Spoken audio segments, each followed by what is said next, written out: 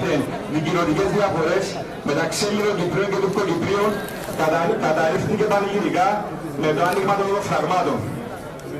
Όλα τα κράτη έγιναν μάρτυρες της πραγματικότητας που εδώ και 30 και πλέον χρόνια για την παρήσουμε.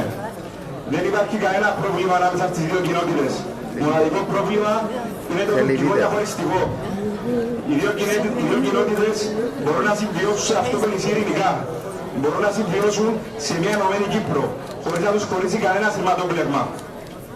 Η Τουρκία κρατά μέρος της νήσου Κύπρος παράνομα και καταπατά τα ανθρώπινα δικαιώματα όπως αυτά ορίζονται από την Χάρτα της Ευρωπαϊκής Ένωσης, τόσο των Ελληνοκυπρίων όσο και των Τουρκοκυπρίων.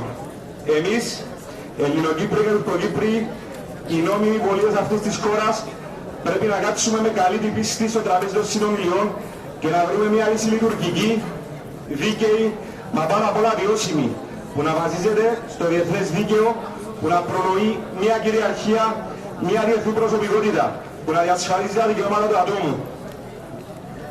Τουρκοκυπριακή και Ελληνοκυπριακή νεολαία πρέπει να σταθούν αρρωγοί στην προσπάθεια για επανένωση της πατρίδας μας.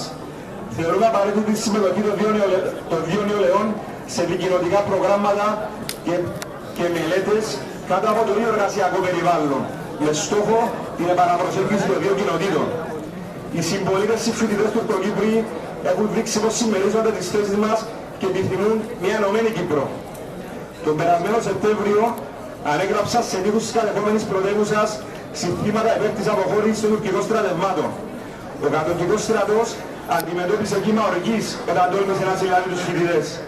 Χαρακτηριστικά, 12 οργανώσεις, πολιτικά κόμματα, κοινωνικές οργανώσεις και συντεχνίες δήλωσαν συνοδοιπόροι των συλληφθέντων και το ίδιο όχι μέσα από ανακοίνωσή τους. Οφείλουμε να στείλουμε το μήνυμα ότι δεν θα πέσουμε θύματα των σχεδίων της Άγκυρας. Θα ζήσουμε ειρηνικά, γιατί μας το επιβάλλει το παρελθόν μας, η κοινή μας πατρίδα, το κοινό μας μέλλον. Πρέπει να ενώσουμε τις φωνές μας και να ακουστεί πως είμαστε οι αυριανοί πολίτες αυτής της χώρας και δεν θα ανεχθούμε κανένα ξενοδάκτυλο ανάμεσα στους κάτοικους του νησιού. Είτε οι κάτοικοι ονομάζονται Κύπροι, Ελληνοκύπροι, Τουρκοκύπροι, Μαρονίτες, Αρμένοι ή Λατίνοι. Αυτή τη γη δεν την κληρονομήσαμε από τους προγόνους μας. Τη δανειστήκαμε από τα παιδιά μας και τη δανειστήκαμε από τα παιδιά μας ενωμένοι. Και έτσι ακριβώς ενωμένοι σκοπεύουμε να την παραδώσουμε. Ευχαριστώ.